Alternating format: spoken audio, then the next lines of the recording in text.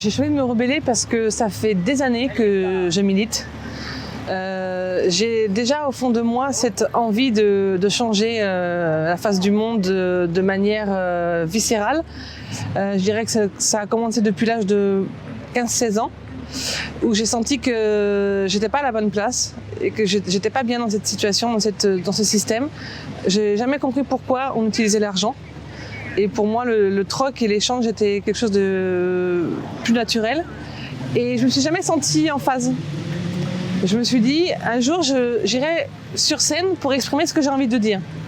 Bon, j'ai passé par d'autres voies. J'ai quand même été dans le monde artistique parce que c'est là où je pouvais le mieux m'exprimer. Je me suis aidée avec la musique, avec l'expression, avec l'écriture. Je suis une âme de communication. Je fais aussi de la radio. Tout ce qui est en rapport avec l'expression. Je suis allée ensuite à ce mouvement Gilets jaunes qui a été un peu une écoute de toutes les valeurs que je souhaite défendre. Et de là, j'ai créé un collectif avec d'autres personnes. Nous avons créé, plutôt parce que nous sommes plusieurs. C'est toujours été en collectif. De toute façon, l'éducation populaire m'a permis d'avoir les outils pour apprendre à travailler en collectif, des réunions collectives, une façon de communiquer en collectivité et une façon de créer ensemble. Gilets jaunes perdus, mais des gens se sont retrouvés, se sont rassemblés. Ça a été une première ébauche de rassemblement du citoyen, enfin de l'humain plus que le citoyen. Et ça a été déjà quelque chose d'énorme parce que des gens de plusieurs classes sociales et milieux sociaux se sont retrouvés. Ça, c'est déjà important puisque c'est vraiment le noyau dur de ce mouvement Gilets jaunes a créé ça. Et par la suite, Extinction Rebellion est arrivé dans ce mouvement parce que je viens de Toulouse.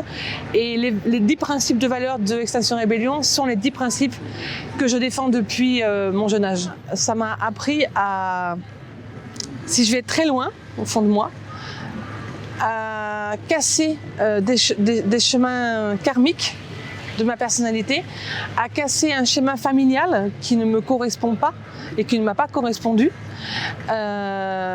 et à découvrir une ouverture vers les autres et à pouvoir m'exprimer personnellement, puisque étant petite, je gardais tout pour moi et les émotions, je les gardais pour moi.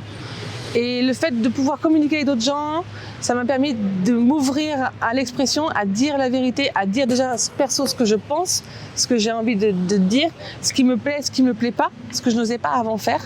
Et ça, c'était compliqué et ça a permis ça. Parce que j'ai rencontré d'autres gens qui vivaient des situations familiales, personnelles, professionnelles qui ressemblaient aux miennes. Et du coup, l'échange avec l'autre m'a permis de me soigner de manière aussi personnelle et de suivre mon chemin et de trouver des outils pour me guérir complètement, pour me guérir. Et tout ça m'a appris à permettre de communiquer aussi de manière calme parce que j'ai ressenti beaucoup de colère dans l'émotion, beaucoup d'énergie de colère et à vouloir taper dans des murs, taper dans des punching balls, à vouloir exprimer ma colère envers les gens autour de moi. Donc du coup, j'ai eu cette impression que j'en voulais à tout le monde, à la terre entière, à un moment donné. Et de suite, en créant ce militantisme et en créant ces actions, d'aller trouver des outils pour pouvoir comprendre, ça m'a apaisée. Je me suis sentie apaisée. Et j'ai retrouvé la bienveillance et l'amour qui sont les deux points qui me font vivre. J'ai toujours été mal dans la société, pourtant j'aime la vie parce que je suis une âme de communication, parce que ça va vite. Et moi, ça me stresse en fait. Je suis comme ça, tout le temps en tension et je deviens énervée, en colère. Je supporte pas ce que j'ai autour de moi parce que ça va trop vite. Et je perds pied. Et quand je parle calmement, lentement, que je suis en campagne, que je me retrouve à la mer, que je retrouve des gens en collectivité, là je suis apaisée. Je me sens calme. Pour l'urgence climatique, je ne sais pas pourquoi, mais elle a toujours été présente depuis l'âge de 25 ans. Ça fait longtemps que je me rends compte, mais je l'ai mis de côté parce que j'étais toute seule. Donc je me suis dit, bon, elle est là, mais c'est peut-être pas grave. Et, peut-être qu'il va y avoir des solutions et il y a des gens qui vont faire des choses. Il y a un film qui m'a réveillée encore plus, c'est le film Enquête de sens de Marc de la Ménardière et son ami, je ne sais plus son nom, je suis désolée pour lui. Ils sont deux, en tout cas, ils sont partis en sac à dos. Et là, je me suis dit, oui, c'est ça, c'est exactement ça. Eux, ils sont allés rencontrer plein de collectifs dans le monde entier qui créent déjà l'alternative. Ces collectifs sont pleins d'amour, de bienveillance, de conscientisation, de calme. Et personnellement, quand j'ai vu le film, je me suis mis à pleurer. Ça m'a fait du bien. Et j'ai pleuré de joie parce que je me suis dit « Ah, ça existe ». Je ne suis pas la seule à penser ça. Par contre, je ne le vis pas. Ma frustration a été à ce moment-là de se dire « Je ne le vis pas, je ne le fais pas. Comment je peux faire? Où aller pour pouvoir le construire ?» Et je suis encore en train de le chercher.